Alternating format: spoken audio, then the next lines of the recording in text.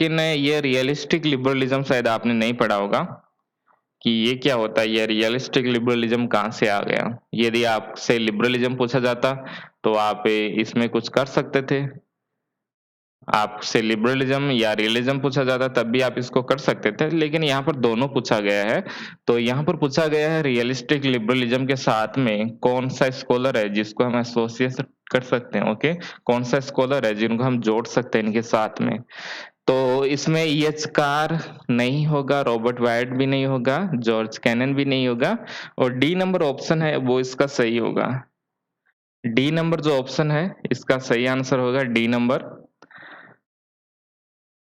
Okay, क्यों होगा? इस रियलिस्टिक लिबरलिज्म में आपको अलग तरह का एक विचार देखने को मिलता है। रियलिस्टिक स्कॉलर होते हैं, वो थोड़े अलग टाइप में होते हैं। वो केवल पावर की बात करते हैं और वो बोलते हैं कि कभी कॉन्फ्लिक्ट समाप्त ही नहीं होगा। और दूसरी तरफ आइडियलिज्म या लिबरलिज्म जिसको हम कहते हैं, वो थोड़ा-सा आइडियल विचार देते हैं कि इसमें युद्ध को हम रोक सकते हैं, युद्ध नहीं होंगे, व्यापार करेंगे, इंटरनेशनल लॉ बनाएँगे या फिर हम कोई ऑर्गनाइज़ेशन बनाएँगे। तो इससे हम पीसफुल एनवायरनमेंट को क्रिएट कर सकते हैं। लेकिन ये दोनों विचार ही सही नहीं है। हमें इन दोनों के एक बीच का रास्ता अपनाना होगा, एकदम मिडल वे अपने को अपनाना होगा। इसी को कहा जाता है रियलिस्टिक लिबरलिज्म, जिसमें रियलिज्म के जो विचार है उसको भी अपनाया जाता है और लिबरलिज्म के कुछ विचारों को अपनाया जाता है। दोनों की अच्छी-अच्छी बातों को एक जगह कर लिया जाता है और दोनों की जो बुरी बातें हैं, ओके, जो सही नहीं है उसको हटा दिया जाता है। तो इसी को हम कहते हैं रियलिस्टिक लिबरलिज्म और इसी से जुड़े हुए हैं जॉन हैटज, ओके? और इसी अवधारणा को जिसमें हम रियलिज्म और लिबरलिज्म दोनों अवधारणाओं को एक साथ में जोड़ते हैं, इसी को हम कहते हैं संकलनवाद, ओके? और इसके अंतर्गत दोनों विचार ही महत्वपूर्ण होते हैं। दोनों विचार कौन से? जो लिबरलिज्म का विचार है और जो रियलिज्म का विचार है, इसके अंतर्गत दोनों ही विचार महत्वपूर्ण होते हैं। आपको सही बताएँ तो इंटरनेशनल रिलेशन के अंतर्गत जो हम थ्योरीज़ पढ़ते हैं, वो काफ़ी ज़्यादा थ्योरीज़ होती है। जो सिलेबस में दिया रहता है ये तो काफ़ी कम होता है, बेसिक्स होता है केवल, ओके? इससे ज़्यादा नहीं पढ़ाया जाता आपको, लेकिन थ्योरीज़ का कोई भी अंत नहीं, इतनी सारी थ्योरीज़ बनी है। रियलिज़्म भी आप देखोगे तो इसके भी 20-20 पार्ट रियलिज़्म के आपको मिल जाएँगे। इससे भी बड़ी थ्योरी आप पढ़ोगे तो सोशल कंस्ट्रक्टिविज़्म होता है, उसमें भी बहुत सारी थ्योरीज़ अंदर पढ़ना होता है, लेकिन हम क्या करते हैं ऊपर-ऊपर से केवल उसको पढ़ते हैं। तो क्वेश्चन कभी-कभी पूछ लेते हैं इस प्रकार से क्वेश्चन अंदर से जाके डीपली क्वेश्चन पूछ लिया जाता है और हम इसको सामान्यतः इसको नहीं पढ़ते हैं और सामान्यतः इनके जो बुक्स होती है, उनमें भी नहीं आता है। तो इस प्रकार जो क्वेश्चन आपको अभी बताए जा रहे हैं, उनको नोट करते जाइए आप। ज़्यादा कुछ इसमें लिखना नहीं होता, केवल 2 लाइन में इसको लिख लीजिए, इसको प्रिंट आउट निकलवाओगे, ये सब नहीं करना है। केवल 2 लाइन में इसको नोट कर सकते हो आप। सेकंड नंबर क्वेश्चन है हमारा,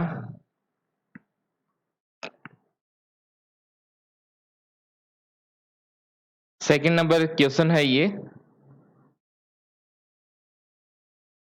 इसमें 3 क्लासेस बताई गई है, 3 क्लासेस इसमें बताई गई है, बेचरेक्ट और बर्टाच के द्वारा।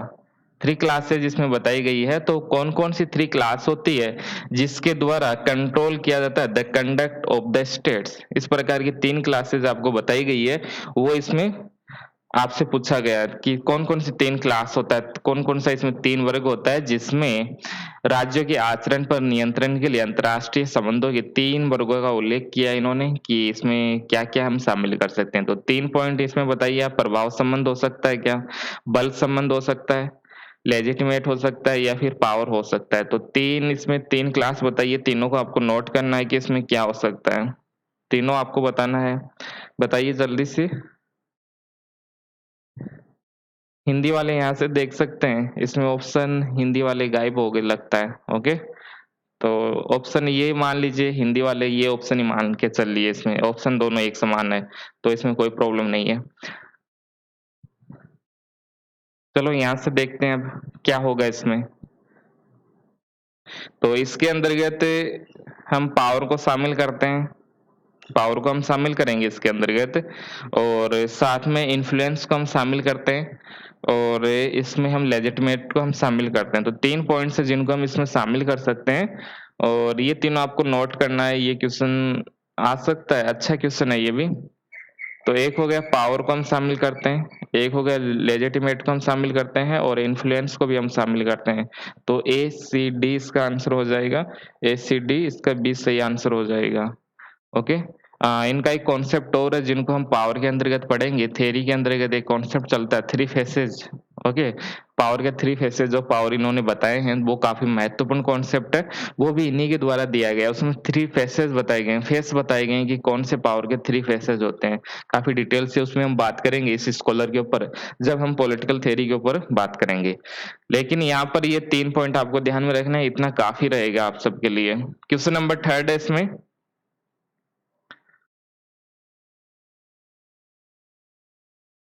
ये आसान सा क्वेश्चन है, बिल्कुल आसान क्वेश्चन है, कोई भी कर सकता है इसको तो। ओके, तो इसमें पूछा गया है कि ईएच कार के द्वारा कौन सी बुक लिखी गई है। ये तो ऐसे क्वेश्चन डाल दिया है, वैसे सबको आता है। ईएच कार के साथ में कौन सी बुक जुड़ी हुई है? The open society and its enemies, 20 year crisis, political realism and political idealism, और realistic of American foreign policy. Okay, तो इसके अंतर्गत क्या हो जाएगा? 20 ईयर क्राइसिस इसका आंसर हो जाएगा। काफी आसान सा 20 ईयर क्राइसिस 19 से 39 तक। कौन सा 20 ईयर? 19 से 39 के बीच का जो समय है उसको एक्सप्लेन इसमें किया गया है। काफी आसान सा क्वेश्चन था। क्वेश्चन नंबर 4 है इसमें। जो ये थर्ड वर्ल्ड जो ये शब्द है, ये फ्रेंच फाइनन। ओके, और इन्होंने इस शब्द का प्रयोग किया, और ये कौन से देश से हैं? केवल हमें यही नहीं पढ़ना है कि इन्होंने प्रयोग किया है। ओके, इन्होंने प्रयोग किया है, सबसे पहला इन्होंने प्रयोग किया है, लेकिन इन्होंने इस शब्द को दिया नहीं है। देने वाला और कोई हो सकता है, जैसे किसी वस्तु का कोई आविष्कार करता है, कुछ नया उसमें रिसर्च करता है, ओके, कुछ डिस्कवर कर सकता है और फिर उसका यूज कर सकता है, उसका एप्लीकेशन कर सकता है। तो एप्लीकेशन करने वाला अलग होता है और उसको बनाने वाला जो शब्द देता है वो अलग होता है। तो इन्होंने केवल इसको एप्लीकेशन किया है, इसका प्रयोग किया है। तो थर्ड वर्ड जो होता है, तृतीय विश्व जिसको हम कहते हैं, इसका प्रयोग फ्रेंच फैरन के द्वारा किया गया। और ये कहाँ से थे? ये कहाँ से थे? तो ये थे अल्जीरिया से। कहाँ से थे ये? अल्जीरिया से थे, और सी इसका ऑप्शन सही हो जाएगा, अल्जीरिया। फ्रेंच फैरन अल्जीरिया से रहते हैं।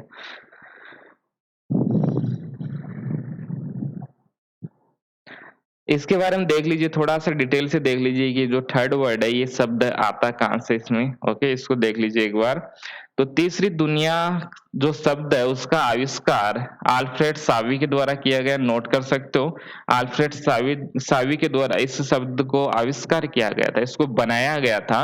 यूज यहाँ पर वहां पर फेरन के द्वारा किया गया, यूज किया गया है, लेकिन बनाया गया अल्फ्रेड सावी के द्वारा। इस प्रकार की जो थर्ड वर्ल्ड होता है ये फ्रांस से लिया गया, फ्रांस से लिया गया। फ्रांस के अंतर्गत आप देखोगे जब वहां पर क्रांति होती है, उससे पहले वहां पर 3 क्लास आपको दिखाई देती है। और इस विश्व में भी आपको 3 क्लास आपको दिखाई देता है। एक ज्यादा विकसित हो सकता है, एक थोड़ा कम हो सकता है, एक बिल्कुल भी नहीं हो सकता। जैसे एक अमेरिका हो सकता है, एक भारत जैसे देश हो सकते हैं, एक अफ्रीका का कोई सबसे गरीब सा देश हो सकता है। तो 3 कैटेगरी हम देख सकते हैं। ओके, और इसके साथ में ही हम यहाँ पर भी देख सकते हैं फ्रांस के अंतर्गत जो व्यवस्था थी जिसको चैलेंज किया गया था फ्रांस की क्रांति में, जो कुछ लोगों को विशेषाधिकार दिया गया था उनको समाप्त करने के लिए ही तो फ्रांस की क्रांति हुई 1789 के अंतर्गत। और यहाँ पर इस शब्दावली का जो प्रयोग किया गया था वो फ्रांस के साथ में जुड़ा हुआ है। फ्रांस के अंतर्गत पहले एक स्टेट होता था, ओके, जिसको कहा जाता था पहली सत्ता, जिसमें पुरोहित वर्ग होता था। ओके, जिसके अंतर्गत कौन होता था? पुरोहित वर्ग होता था पहला।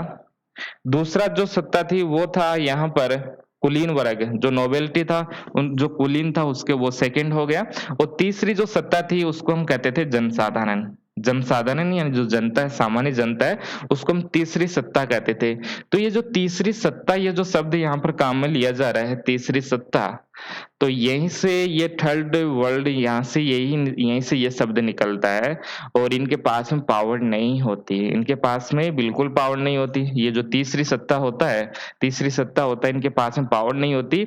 उसी प्रकार से ये जो थर्ड वर्ल्ड कंट्री है, इनके पास भी पावर नहीं होती। तो यहाँ से इस शब्द को लिया गया है अल्फ्रेड सावी के द्वारा, इस शब्द को यहीं से लिया गया था, जिसमें तीसरी सत्ता यानी जनता, और जनता के पास जैसे पावर नहीं होती है वैसे ही पावर इनके पास भी नहीं है। तो ये था इसमें, थोड़ा सा इसको नोट कर सकते हो, ठीक है, ये नोट करना चाहिए। अगला है यहाँ पर,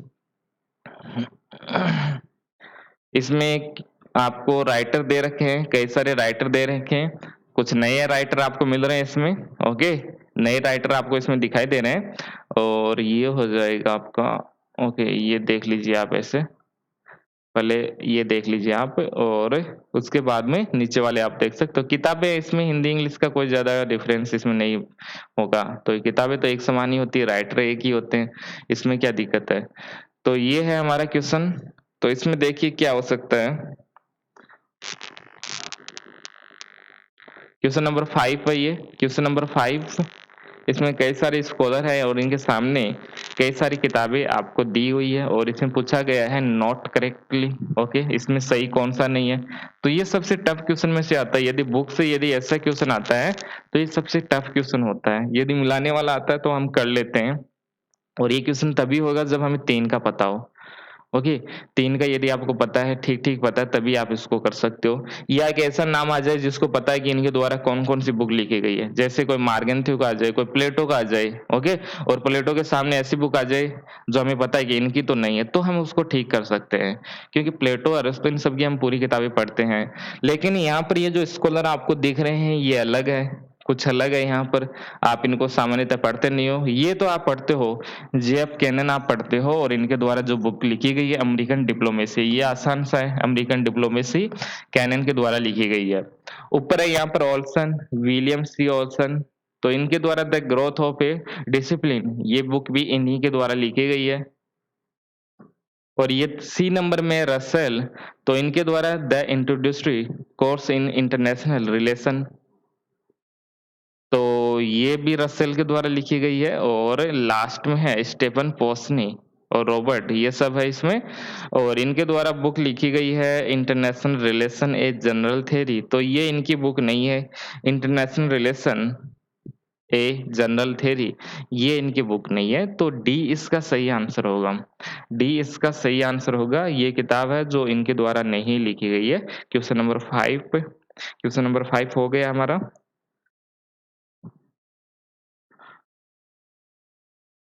ये देख लीजिए यहाँ पर, यदि देखना चाहते हो तो यहाँ से देख सकते हो आप।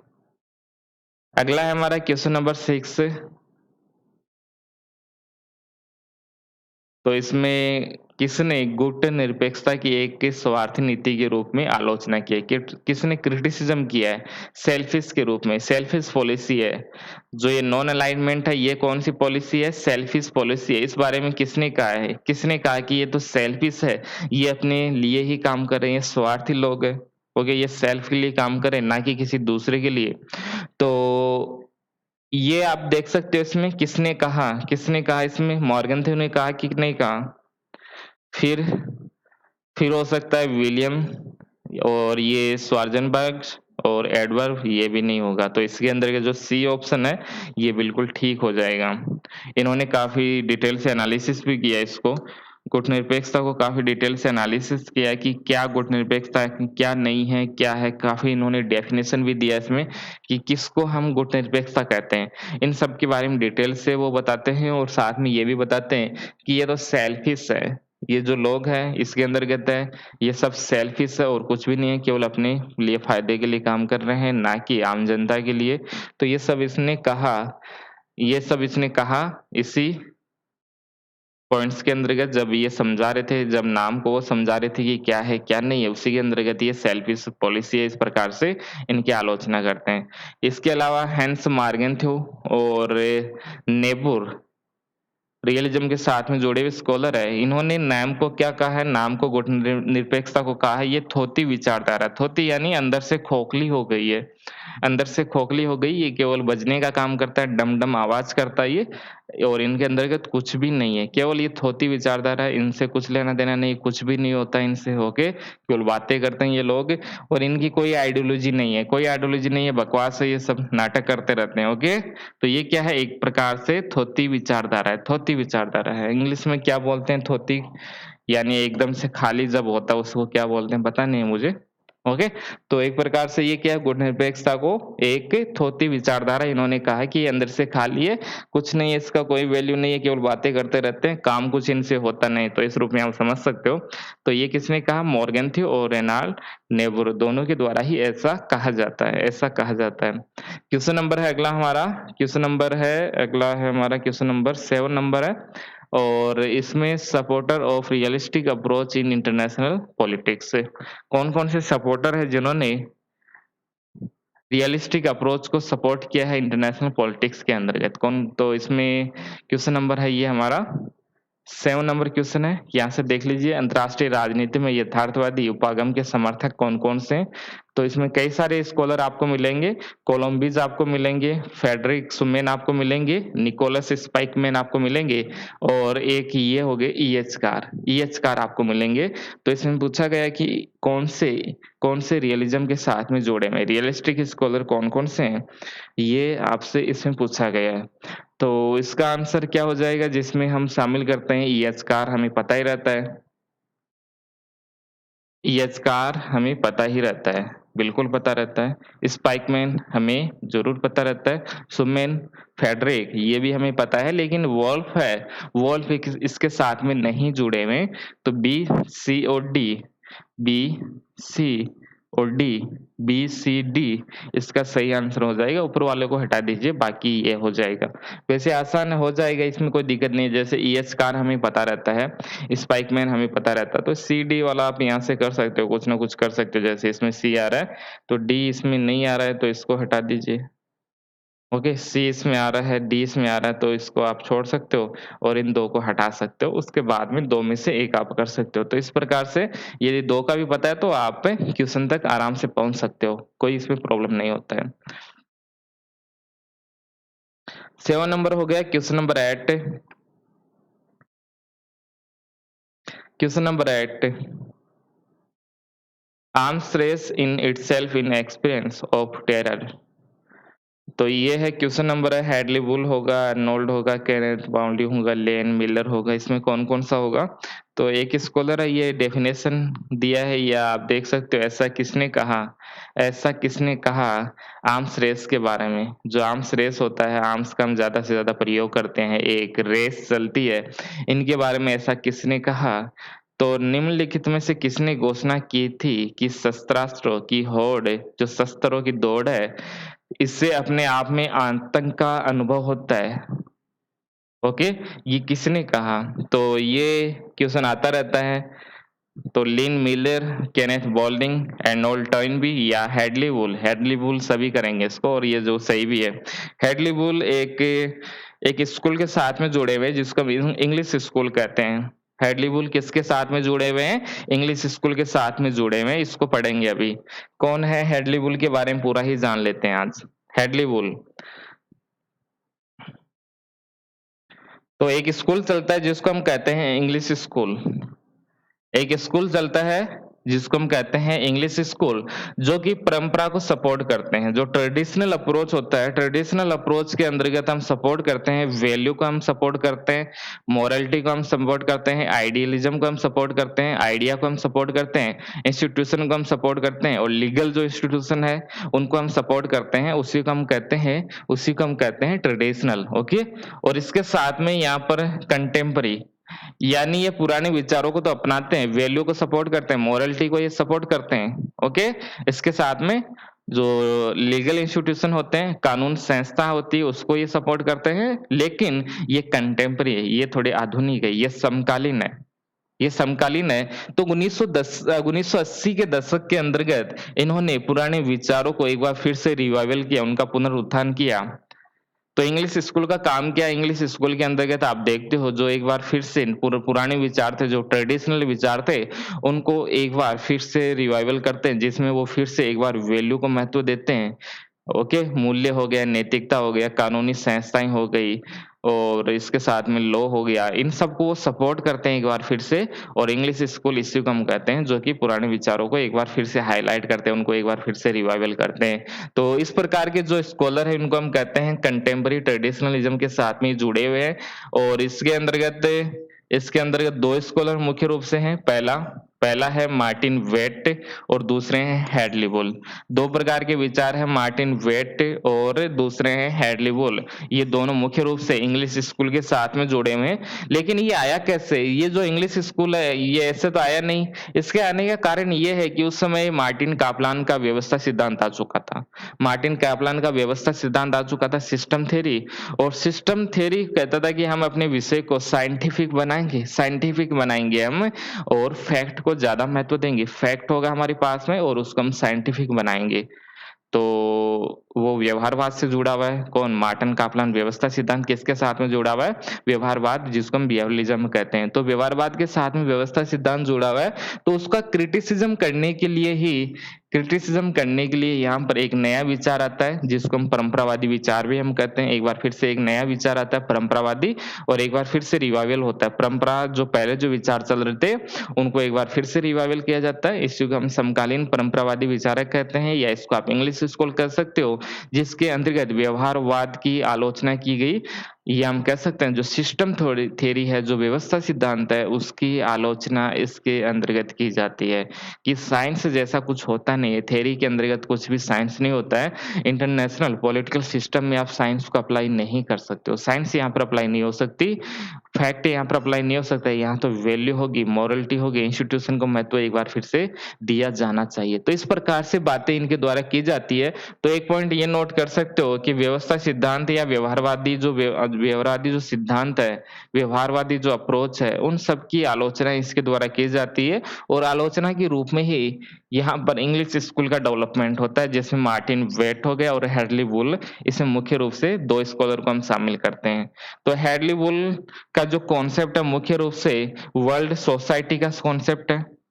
नोट कीजिए, नोट कीजिए इसको ठीक से। इनका जो कॉन्सेप्ट है वो कौन सा है? वर्ल्ड सोसाइटी, या इंटरनेशनल सोसाइटी थ्योरी भी इसको हम कहते हैं। इंटरनेशनल सोसाइटी थ्योरी या वर्ल्ड सोसाइटी थ्योरी भी इसमें इसको हम कहते हैं, जिसमें मूल्यों को महत्व दिया जाता है, वैल्यू महत्वपूर्ण है, और आइडियलिज्म इसमें आइडियलिज्म को एक बार फिर से इसमें माना जाता है कि जो आइडिया है वो सबसे महत्वपूर्ण होता है।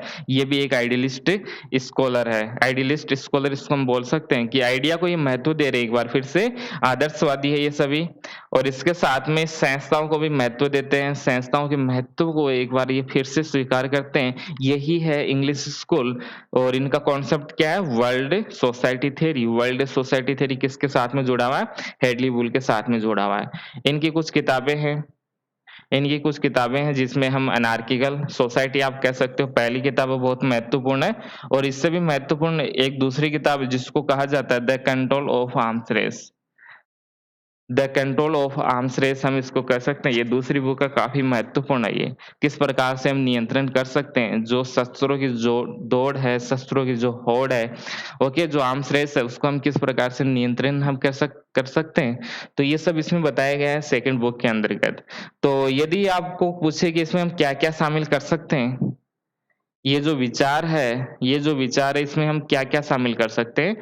ये जो परंपरावादी जिसको हम कहते हैं, समकालीन परंपरावादी कहते हैं, या इंग्लिश स्कूल जिसको कहते हैं, तो इसके अंतर्गत आप यथार्थवाद को शामिल कर सकते हो, पहला पॉइंट। दूसरा पॉइंट है तर्क बुद्धिवाद को आप शामिल कर सकते हो, और तीसरा पॉइंट है यहाँ पर क्रांतिवाद को आप शामिल कर सकते हो। इन पॉइंट से मिलकर ही बनता है समकालीन परंपरावादी विचार। ओके, जो समकालीन परंपरावादी विचार है या इंग्लिश स्कूल है, वो इन्हीं 3 प्रकार के विचारों से मिलके बनता है। और ये विचार, ये महत्व, संस्थाएं, आदर्श, ये सब भी आप इसमें शामिल कर सकते हो। तो इन सबको ही हम इंग्लिश स्कूल कहते हैं। ओके, मुख्य नाम कौन सा है? हैडली वुल इनका नाम है, और ये जो वर्ल्ड सोसाइटी है, ये इनका मुख्य रूप से कॉन्सेप्ट है जो आपको पता होना चाहिए। तो वर्ल्ड सोसाइटी जो थ्योरी है, इनका मुख्य रूप से कॉन्सेप्ट है, इंग्लिश स्कूल के साथ में जुड़े हुए हैं। तो ये पॉइंट्स हो गए सबके। तो जब हम इंग्लिश स्कूल की बात करें, तो इंग्लिश स्कूल कहाँ से होगी? ब्रिटेन से होगी या अमेरिका से? बताइए। इंग्लिश स्कूल, जब हम कहते हैं इंग्लिश फिलोसोफर या हम कहते हैं इंग्लिश स्कूल, तो उसका मीनिंग क्या होता है? कौन सा देश की हम बात करते हैं? बताइए, कमेंट में आप बता देना।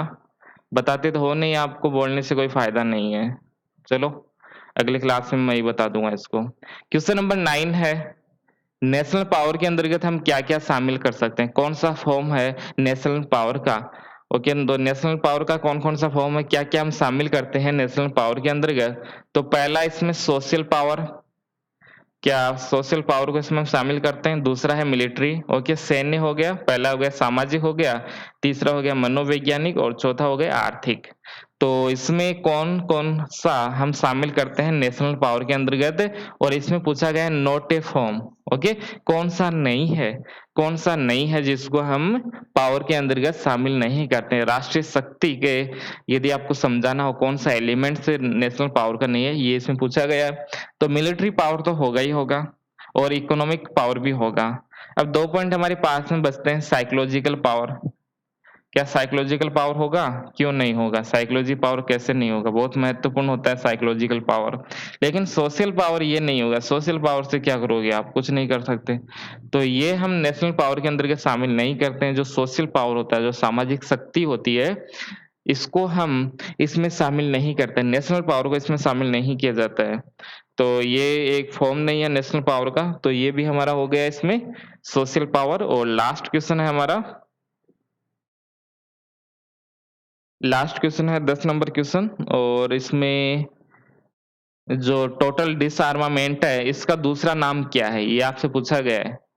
जो टोटल डिसआर्मामेंट जिसको हम कहते हैं, संपूर्ण या पूर्ण निशस्त्रीकरण जिसको कहा जाता है, ओके, ये निशस्त्रीकरण, इसको ठीक कर लीजिए। ये ऐसे ही हो जाता है, टाइपिंग करते हैं तो यही नाम आता है, निशस्त्रीकरण लिखा ही नहीं जाता उनसे। तो ये पूर्ण निशस्त्रीकरण भी इसको कहा जाता है। तो ये इसमें क्या आ जाएगा? इसमें क्या ऑप्शन सही होगा बताइए? किसको कहा जाता है? किसको कहा जाता है?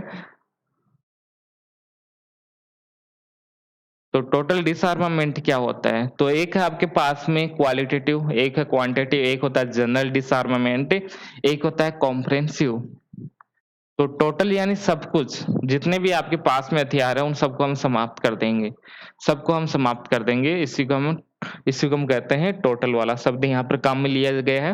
तो इसकी जगह हम कौन सा शब्द काम में ले सकते हैं? तो क्वालिटेटिव थोड़ी होगा, क्वालिटेटिव जो डिसआर्मामेंट होता है इसमें तो ऐसा नहीं होता है, क्वांटिटेटिव इसमें भी नहीं होगा, जनरल डिसआर्मामेंट के अंतर्गत तो बिल्कुल नहीं होगा। लेकिन कॉम्प्रिहेंसिव जो डिसआर्मामेंट होता है, व्यापक निशस्त्रीकरण होता है, डी ऑप्शन सही होगा इसमें।